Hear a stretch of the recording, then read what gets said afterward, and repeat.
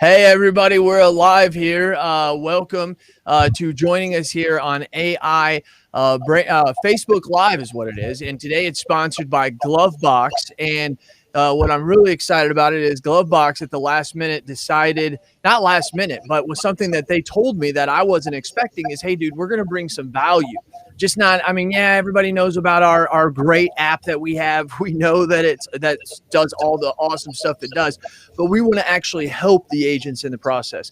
And so Andy brought to me an idea and something that he has seen in his successes as an insurance agent and things that he hears other agents give him that are ideas for success. And he thought, why don't we bring two awesome guys? So there's Ryan that's next to him. Oh, that's his brother. I'm sorry, Andy, I should start with you. I act like everybody knows you, but everybody pretty much does know you, dude. To where I'm looking at the left side of the screen, we have Andy Matheson, we have Ryan, and we also have Seth, and then we also have Ellison. I have a really good best friend named Ellis, so it's kind of confusing. So Ellison over there, and you guys, what do you guys do? I'm a mortgage lender with Draper and Kramer Mortgage. And okay. I'm a mortgage lender with SWBC Mortgage. Fantastic. Okay, so you guys are somehow partners with some kind of agent out there. So I don't want to steal the show here. I'm going to sit here and kind of guide it. If you're out there, let me know that you're out there. Kind of type out there. I mean, I say it all the time.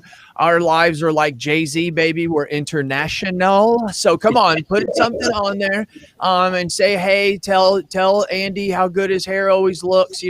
Andy, everybody out there watching, if you happen to look at this, does Andy not seem like he looks taller in real life than maybe you have thought just by looking at his head and chest all the time you have, That's awesome. Yeah.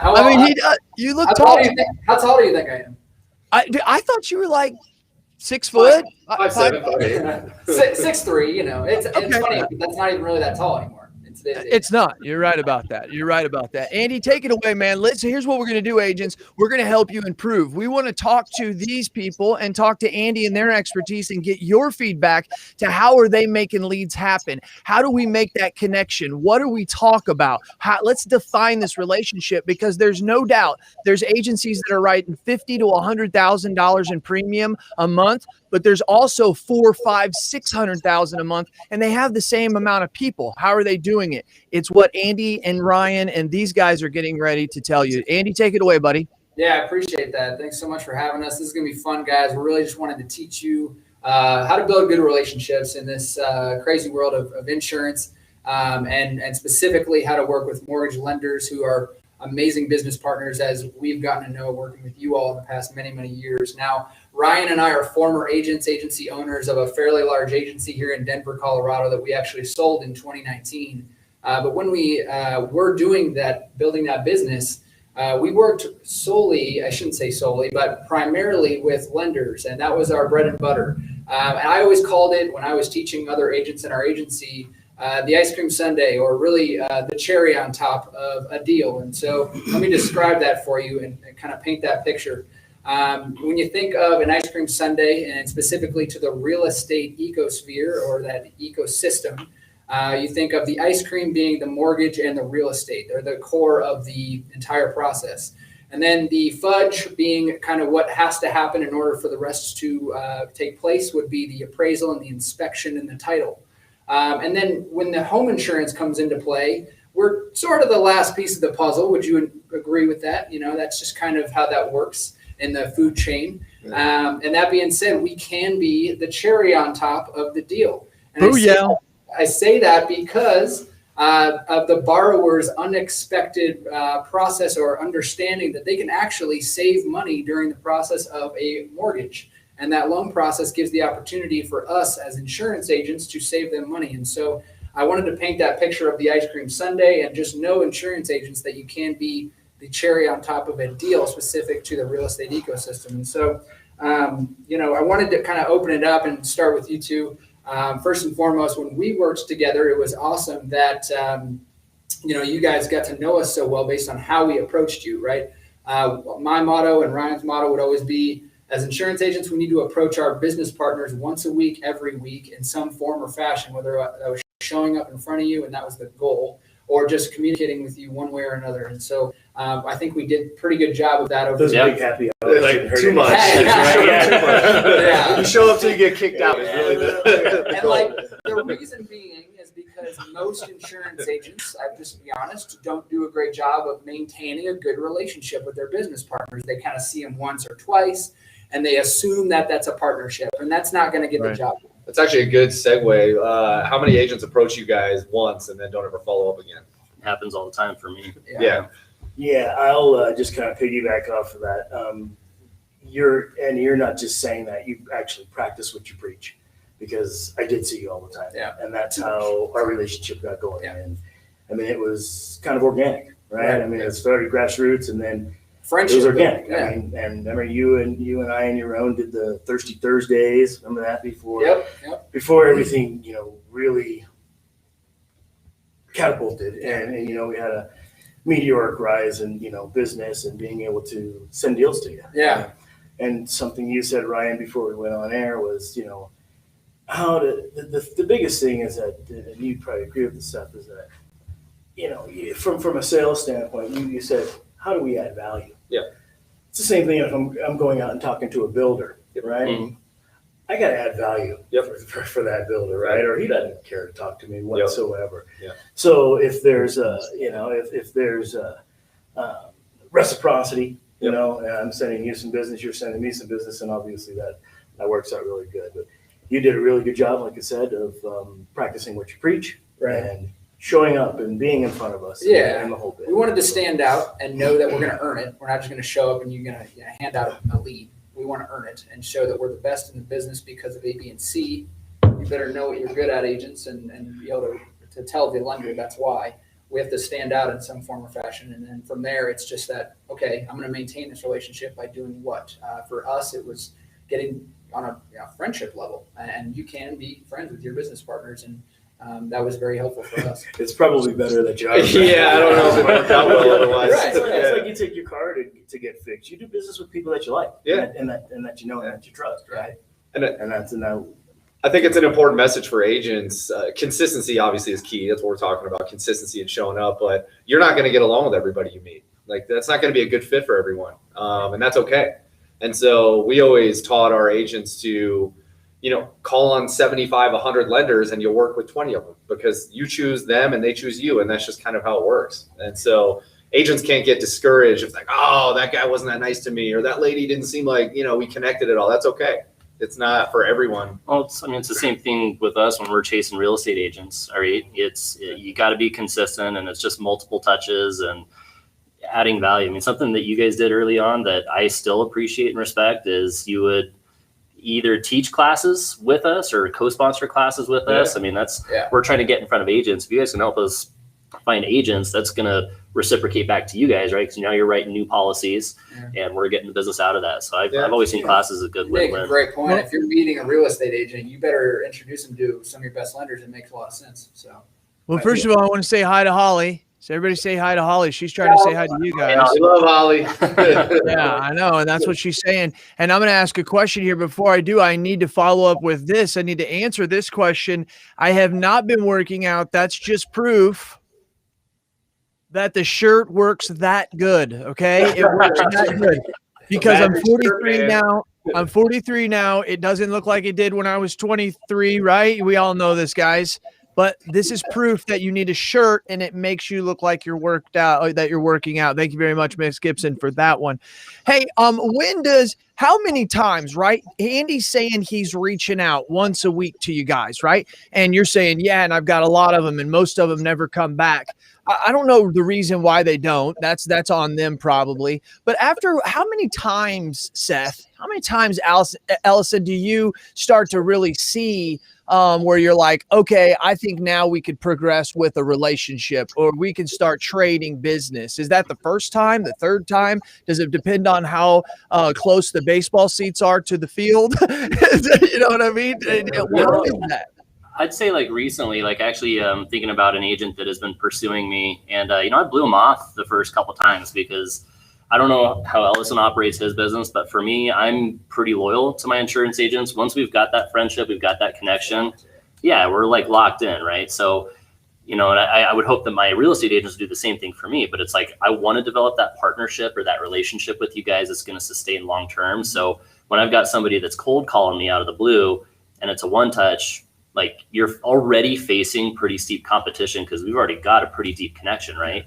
Well, that same agent, I mean, he called me 3-4 times, weekly. Like, I don't know what he did, but he put me on his calendar and just kept hammering me, kept calling me, and he wouldn't give up. And eventually it's like, all right, dude, like, just quit bothering me. I'm going to give you a shot. And now, like, just wear you down. There it is. Wear you down. He could catch you at a great time, or maybe your primary agent isn't answering for some reason. You're like, all right, you get a shot. Here you go. Next man up. Well, there's a lot of that goes on in across industries. Right? Yeah. And, I don't know that there's no recipe for how an insurance agent's going to walk into a mortgage broker or a banker's office and gain that business.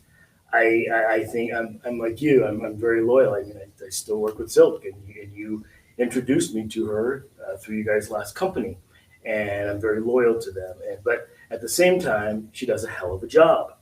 What's that mean? Hold on. What's that mean? What's hell of a job mean? Well, what it means specifically is every time I refer a client to her, I hear from the client, Silk really knows what she's talking about. And she's an extension of me, right? The insurance is an extension of me, right? If I'm handing the insurance agent or handing my borrower off to an insurance agent that doesn't know his or her business, is not a subject matter expert, well, that's a reflection on me, right? Yeah. And they can use whoever they want, but they know if I'm sending them to this individual, that individual is, I know and I trust. And so that's what I mean when I say he does a hell of a job. I would add to that, it's timely. So you're jumping on that response, whether it's an email, text, or call, immediately within 30 minutes of receiving that referral introduction, and then getting the quote back in a timely fashion too, same day. You can't sit on that lead for days. That's not how. And getting it back into your hands, saying, "Here's not going to work." Yeah, we used to have a 30-minute turnaround like clockwork, and that alone will earn you business. We had agents who never even met their lenders, but they were so fast and so efficient that they were just like, "This person's just easy to work with." Right. And I don't want to go shopping myself. Right? Yeah. Right. You guys handled me and did a great job for me, and why do I have to go myself? Yeah. Right. So setting the expectation up front of like, hey, I'm going to get back and it's going to be 30 minutes to an hour at the most. I'm going to touch that client and at least start the process. It's not going to be days. You're not going to be following up with me asking if you've contacted them yet. So. And the thing is, the better the relationship I think the agent has with you. I talk to these agents who have, 50, 100 of these relationships, and it's like, how did you develop them? It reciprocates, and it's kind of hard to explain. But you guys have a great relationship with this person. It's almost like you're borrowing trust, right? As an insurance agent, because you're passing that trust along to us.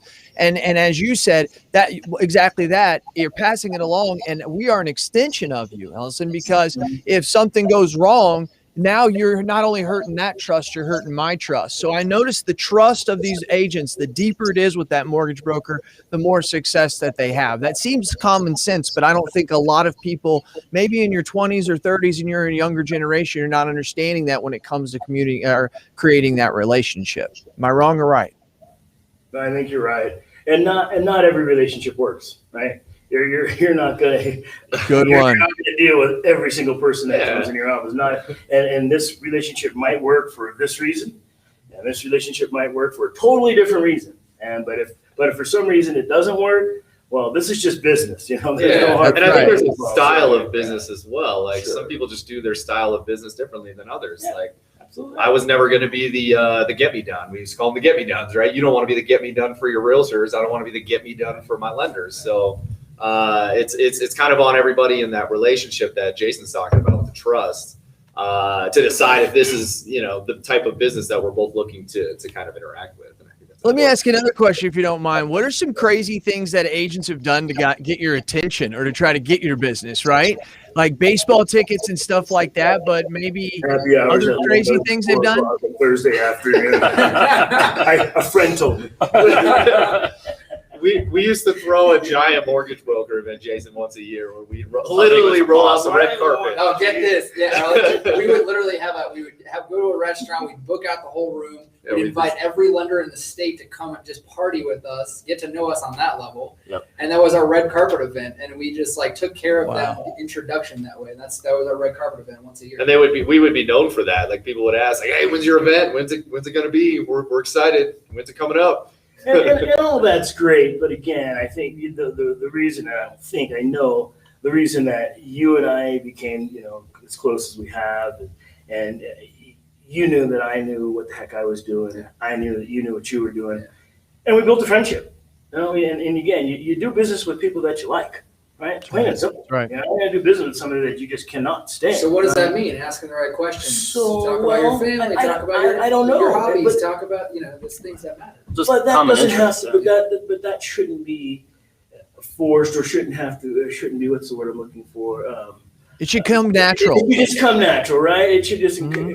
inherent with just talking to people. And so take all the salesmanship out of it. I mean, everybody knows and can sniff that out, right? Yeah. So I'm actually going to take the conversation one step further. So this partnership has been established. We're working together. What is the best way that you each like to refer your insurance agents? And is there a specific way? that's And great. I think it's important to get a process in place to make sure that it's done one way every time and that we each know how that works. And whether it's the agent telling the lender, I prefer it this way, or your guys is saying, this is how I like to do it. I think for me, like as soon as I get a contract, because I mean, a lot of what we're referring out is going to be purchase business. Occasionally, right, we get it on refis, but primarily purchase. So my flow is contract comes in, I send an email to the client that says, hey, congratulations on the contract. Here's the stuff that you need to be working on. One of those is your insurance. Here's a great insurance agent. And I think I asked you guys, like, hey, can you send me an excerpt, or what do you want me to say about you, basically? And I just put that in my email with, phone number, contact info, and often people end up going with you guys. I think what Seth is talking about is, not just where the industry is going in insurance, but where it already is. And it's this thought process of embeddable insurance, right? You want to be able to embed you in whatever process you're looking to be involved with. And so what you're talking about, how can I embed myself in your process, right? How can I make it simple for you to pass me off to your client, to present the value that I can bring? And then from there, I can kind of take the reins. And I think that's something that we're really working on here at GloveBox, is figuring out how we can make our agents and our partners more embeddable within their ecosystems. And so that's something that we're currently building out. And we'll be working with lenders to kind of figure out how we can make it more efficient for them as well. Something that you guys may want to look at, and this is just an idea I just thought of, but do you use Mortgage Coach, or how do you quote out? No, I don't quote out insurance. Mhm. I don't. I along the same lines as you, I do an introductory email to my insurance gal and my client, and say names, numbers. This is why you should use this individual, and to the insurance agent, this is what the individual needs. They're buying a condo, they only need HO6 or whatever it might be. This is how you can reach them. And I will always, set them up to know that, hey, most of the time, the agent's going to talk to you about bundling insurance. So be prepared for that phone call. So I try and set them up for success. That's nice. As, when I do that introductory. Yeah. Well, I do the same thing, but what I'm thinking about is maybe you guys get engaged with a potential buyer prospect earlier on instead of after the contract. Sure. Because if you can embed yourself in earlier, sometimes people want to know what the insurance quote is while they're out shopping. I mean, that's rare, but Talked why about don't you that say rare? yesterday, One thing we used to do Sometimes with it's that, I used to offer clue reports to all my agents, my mortgage brokers, to offer their agents. So if you're shopping with a buyer and they've got 5 different addresses they're looking at, let me throw some clue reports your way to make sure, some crazy things haven't happened at that house that the seller's not disclosing. Insurance agents, you've seen it all the time. You go in to quote something, it's like, oh my God, it's a $75,000 fire in this place. Like, you can't insure it. It happens all the time. So that was one of the ways that we started to get in earlier in the process to kind of provide value. There's so much tech in the world of mortgage and real estate and insurance, right? So there's got to be some integrations there. One thing I'm thinking about is maybe you guys contact the people at Simple Nexus or the people at Mortgage Coach, which are big apps that I use. I mean, there's all kinds of tech out there. And maybe seeing if there's a way, like a button that you can say, get an insurance quote on your property. because we're constantly like updating quotes for people while they're out shopping, looking at houses, especially in this market, where they're missing out on 5 or 6 or 7 houses before they even get one, right? Yeah. But maybe there's a button you could add that says get an insurance quote, and it automatically connects you with the insurance agent. That I love. Yeah, integrations like that are inevitable. So. Yeah, or even if there's a way, let's say Seth has the GloveBox app because he is an insured of the Insurance Alliance, just making this up. When he does, if there's a way that you knew that he was his profession, and when he hits yes, it gives him the backside of it that allows him to get leads or give leads to a broker in his area. I know that sounds like way out there, but I think that could be possibly done, because I'm thinking to myself, like, your guys' integration is great, but as Seth just said, how do you get integrated directly into his stuff? But I'm thinking, wait a minute, what if Seth already has the GloveBox app? How do you? I don't know, just weird stuff like that. There's something we've conceptualized in GloveBox HQ, which is coming out next month, where the agent could offer a dashboard to each lender that they're working with, and that's where the correspondence. I forgot I told you about this 3 years ago, and then yeah, right. And that's where the quotes are requested and uploaded. That's where the EOIs are sent through. That's where the updates on the borrower's closing is there. We keep kind of everything in that kind of database or that dashboard for everybody to kind of communicate and track leads and kind of a really nice way to bring it all together, because it can get messy over email and it's hard to track sometimes. So kind of trying to take this, wrap this up in the next probably 10 minutes. Anything specific that we want to hit more that you had planned over there, Andy? Ryan, yeah. I want to touch, Seth talked about getting phone calls from agents, and I think that's the biggest thing. So COVID hit. You can't really walk into a mortgage broker office, right? Because most of them aren't there. They're usually at their house. I was working from home every day last year. So what is the best way to approve a lender? Is it picking up the phone, which is what you said? Is it, sending emails? Like, what is the most effective way to reach out? I mean, I think it's different for everybody. I think it's different for everybody, but go ahead. I think so too. I mean, I wasn't super big into happy hours last year, especially with how busy we were just with refis. I mean, I was working from 7 in the morning till midnight pretty much every night, and then trying to balance family time and stuff in there too. So, for me, just the random call that would come in, and eventually I just started hearing this guy's name over and over. I'm like, gosh darn it, this guy's persistent.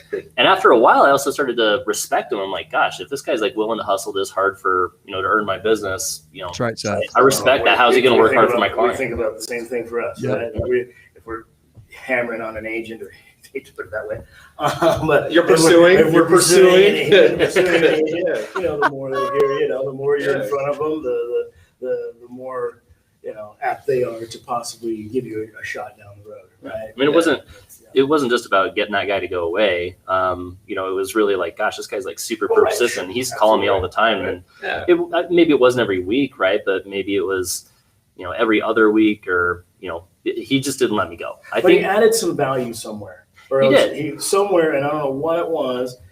Again, maybe reciprocity. He called you up and said, "Hey, Seth, here's my sister. I want you to do her mortgage. Obviously, I'm going to do her insurance." Something like whatever it was. Mm-hmm. There was something that you navigated towards that. Well, I think in this particular instance, there was one of my insurance agents that was dropping the ball. I mean, I wasn't having a good experience with them. Many of my clients were even coming back saying, "Hey, this guy is not great." So, I think what happened is it was probably just timing. Like, he was calling, following up, and then something bad happened with insurance agents. Like, look, I got to cut this guy loose, and this guy's been calling me. Like, I think that's the important part of mentioning, just because they have a relationship currently doesn't mean you can't be on the bench. There's nothing wrong with being on the bench and staying and waiting, right? Exactly right. Because if their agent slips up, they're out of town, they can't get a deal done. Maybe they're a captive and you're an independent, or you're an independent and they're captive, whatever it is, whatever market you're in, you may have a product or a timing leg up where you can put yourself on the bench, and that's okay, and stay in touch. And then you may be called up to the big leagues at some point. So don't get discouraged if they already have a relationship. Just stay persistent. Well, and also you guys had any good mortgage professional is going to have a relationship anyway. Sure. Exactly. That's right. Yeah. And you said that there could be multiple relationships because there may be an agent used for this specific type of thing or this one. I'm curious. This is just on the outside looking in. This is an insurance agent wanting to know what your clients tell you about working with us. Do there any that ever complain about lack of technology, or they were an old school business, or is that just something you try to stay away from in the first place? I don't get any of that feedback. You know? Well, I think it's because they're just used to one way, and insurance has always been antiquated. So they're just like, this is just how it is. That's why I'm curious. And, I'm just and at the curious. same time, Jason, when we do hand our client off to the insurance professional, we can kind of, they're not going to swoop back 6 months later. Just, the client's going to be taken care of. You're going to send me the EOI, in the next day or so, and we know that they're going to be taken care of. Cool. So I don't get into any of the minutia with the clients. It's about, their system was this or that. That's just non-existent. Okay. Just curious. I'm not smart enough. I'll put it Right. to you. Okay. Curious. Yeah, I really was. Anything else? So just to recap on that ice cream sundae. So being a cherry on top, right? That's the goal. You're gonna want to prove that you're going to, make their deal look better than it was before it was handed over to you. And it's unexpected for the borrower to see that an insurance agent can provide value to the process. They did not expect that when they were referred. You better make them look good. And to piggyback off of what Ellison was saying, to wrap up, come with a value proposition. Like, have your value proposition locked down, whatever that is, whatever it is, whether you're handing off a borrower or you're, talking about debt to income ratio issues or your robust product line or your speed or your accuracy, whatever it is. But I do CE classes, whatever your value message is to the mortgage broker, you got to have that down. It's got to be, first 15, 20 seconds of the conversation. And I think something for me that I've always been interested in working with an insurance agent is teaching a first-time homebuyer class. I mean, for us as lenders, if we can send a buyer or a seller back to a real estate agent, we've kind of got that relationship in the bag. We're like forcing them, like, hey, you got to work with me now, right? Something I've always thought that has been untapped in insurance. You guys have renters insurance policies. Yeah. What if you decided to reach out to anybody who has a renter's insurance policy to teach a first-time homebuyer education class or some type of first-time homebuyer class, anything like that? Reach out to the lender and say, hey, I've got 30 people that want to sign up that want to hear how to buy a house. Would you like to come in and teach this class with me? Maybe you get an agent in there to sponsor that too. Classes are awesome. We used to do a property and flood continuing education class for real estate agents. We had the only one in Colorado at the time. We created it. That class was amazing. And we taught more realtors in a year than, I could shake a stick at. I mean, thousands of realtors. And we bring our lenders to the class, and now they would sponsor the class with a title rep. And now you're putting your lender in front of 25 to 50 realtors, which is beautiful. And you're teaching them about stuff that nobody knows about because nobody knows anything about insurance. This is true. Yeah. I would say, like, just even attending those classes, not only the agent opportunity, but like I learned so much. And now I'm like a better resource for my clients just because of the stuff that you guys taught years ago. Roofing, wiring, plumbing, ancillary things. Flood zones. Yeah. It's all there. Yep. You can get a class like that approved through the door and take off with it and provide CE credits. Yep. And something, Seth, that you said, which I loved, is sometimes, and I think something was added onto it, is the fact of they're adding some kind of value, but sometimes it's just hearing that familiar voice and thinking to yourself, if this person is this persistent and is willing to come, follow, obviously he's just not waking up and just going about it, probably pretty organized, and you like that. A lot of agents would probably think opposite. If I call once or twice and I really don't get a deal, probably not interested, or they already have another relationship somewhere. So it's just good to hear you say that. And I think, and I hope everybody who's watching this or listening to the podcast or the recorded podcast understood that it goes back to consistency. And it's just about, that was a way that Seth has delivered some of his, developed some of his relationships. Wrapping up, anybody have anything else to say? Andy? Seth? No, I think this is good for you guys. Yeah, to get a grasp on how you want to handle your opportunities to build a good partnership. And we called it the delicious partnership opportunity. There you go. Exactly. There we go. Yeah. And we want to thank Seth and Ellison for coming. Yeah. We appreciate it. Of course. Yeah, thank you. Ellison, I greatly appreciate it. Yes, Ellison, Seth, thank you very much. Seth has one more thing. Can I add one more thing? Yeah. So something else that, I was just thinking about working with this other agent is, me, I'm licensed in multiple states, and I know some lenders are licensed in multiple states. If you have that opportunity as an insurance agent, if we're licensed, like I'm in Colorado, right? But I don't live in Indiana. I don't live in Arizona, but sometimes I have deals going on there. If I had somebody that could help me with insurance in those other states, I mean, they're automatically a shoe. You might get some calls after this. That's good. That's good. Set phone number up in Arizona or Indiana. So if anybody wants the phone number, you can get it by calling Andy and getting a demo of GloveBox first. Absolutely. That's great. I used to call on lenders in Arizona that would reciprocity deals in Colorado, and I used to get leads all the time because Colorado's a nightmare to insure property. So people are wanting to know your contact information. Here's how you have to get it. You have to get a demo through Andy of GloveBox, and then you will release your information. No, I'm just joking. Hey, real quick here, Randy asked a pretty interesting question. If you guys could look at that, I thought that was pretty good. It says, after having success with your innovative, can you read that over to us maybe? Yeah, after having success with your innovative product, what other service, app, product in the InsurTech space has impressed you the most? Man, there's a lot of them. There's so much opportunity for partnership. We're working on, I won't give too much away, but with a new interface we're bringing out, we're working with a really cool data engine. We want to cut the amount of time it takes for a consumer to get their info over to their agent from 30 minutes down to 2.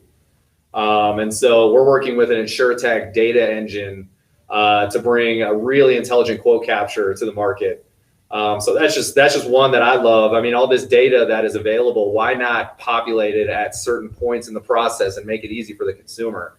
What a dumb idea that might be. So that's one of the things that I love right now is there's a lot of data going in InsurTech, and we're looking to connect those dots.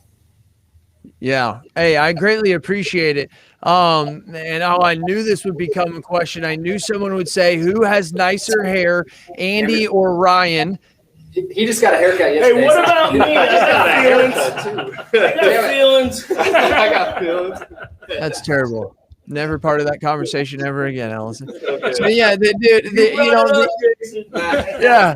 Look at this. Look at this. They agree too. They can't believe that I don't know what it is, Andy. I assumed it was about the same way, and he's 6'3". That would have got me. I thought you were short. My wife says I grow an inch every year, so I guess that's how it is. I mean, Yeah. what's going on with that perception? We won't go there. Oh my God. Ryan Hanley is 6'6", and it blows people away when they meet him. They're like, "What the heck? I had no idea you were that tall." So, Yeah. anyways, Zoom brings a whole different perspective. There you go.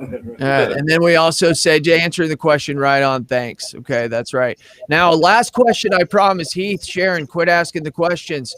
Who has skinnier jeans on? Ryan always. Yes. Today I got the skinnier jeans on, man. Skinnier jeans and the better hair because he just got a haircut. Oh man, Andy, you got to step I'm it up. just older, so I've been through the baggier jeans. So I've had time.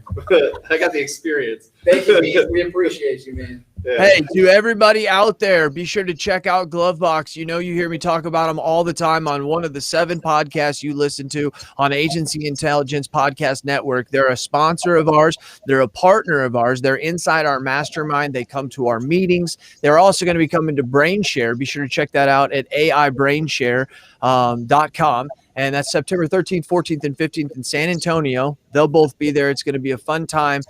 3 days with those guys locked in a room talking about insurance and getting very, very deep into the conversation. I can't really wait. I really, really, truly can't. I appreciate all you. If you're listening to this podcast, you are a loyal listener, and I do what I do because I do it for you. But if you are watching this live, I'm doing this for you live, but give the props to Andy Matheson and Ryan Matheson for not just wanting to come and talk about GloveBox, but actually wanting to deliver some value. And I think all the agents say yes, say no. No, don't say no. Just say heck yeah that they brought the thunder, and I greatly appreciate it. Thank you for watching. And this is Cass, and we are out.